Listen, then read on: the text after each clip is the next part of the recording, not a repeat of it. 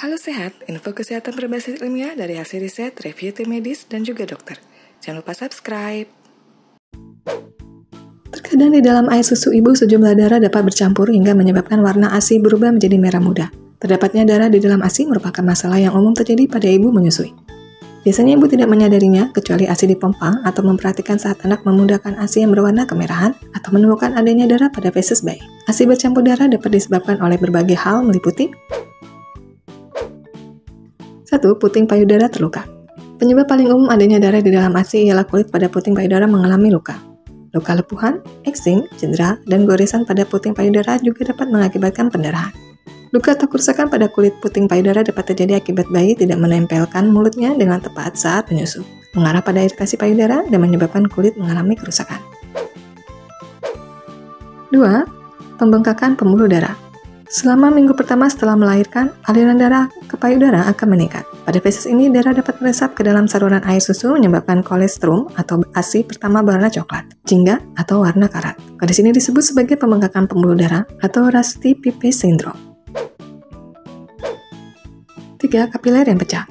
Di dalam payudara terdapat pembuluh darah kecil yang disebut sebagai pembuluh kapiler. Terkadang pembuluh kapiler mengalami kerusakan jika ibu tidak menggunakan pompa payudara dengan benar atau karena adanya cedera lain pada payudara. Darah dari kapiler yang pecah dapat masuk ke dalam ASI. ASI yang bercampur darah aman untuk diberikan pada bayi sehingga ibu dapat tetap menyusui dengan normal. Sejumlah kecil darah tidak akan mengakibatkan dampak negatif pada air susu ataupun bayi. Namun jika ASI masih terus bercampur dengan darah setelah seminggu, sebaiknya ibu memeriksakan diri ke dokter. Cara mengatasi ASI bercampur darah tergantung pada penyebabnya. Pada umumnya, ASI bercampur darah tidak menimbulkan dampak merugikan dan akan membaik dengan sendirinya setelah beberapa hari. Ibu dapat terus memberikan ASI seperti biasa. Jika ibu merasa kesakitan saat menyusui dan mengharuskan untuk berhenti menyusu, untuk sementara sampai puting sembuh. Ibu dapat menggunakan pompa untuk tetap memberikan asupan ASI bagi bayi. Lakukan pemompaan ASI dengan lembut dan hati-hati. Jika penyebab pendarahan tidak terlihat jelas dan sulit untuk dipastikan, ibu dapat memantau kondisi selama beberapa hari. Jika pendarahan tidak berhenti dengan sendirinya, sebaiknya memeriksakan diri ke dokter. Demikian pembahasan mengenai penyebab dan cara mengatasi ASI yang tiba-tiba mengeluarkan darah. Semoga informasi ini bermanfaat. Bila ada yang ingin disampaikan, silakan tulis di kolom komentar.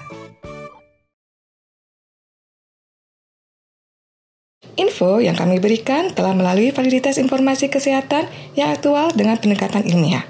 Direview tenaga ahli dan dokter. Jangan sampai Anda melewatkan info kesehatan yang krusial dan mungkin dapat menyelamatkan keluarga dan teman kita. Jangan lupa subscribe dan nyalakan lonceng notifikasi agar tidak ketinggalan info dari Halo Sehat.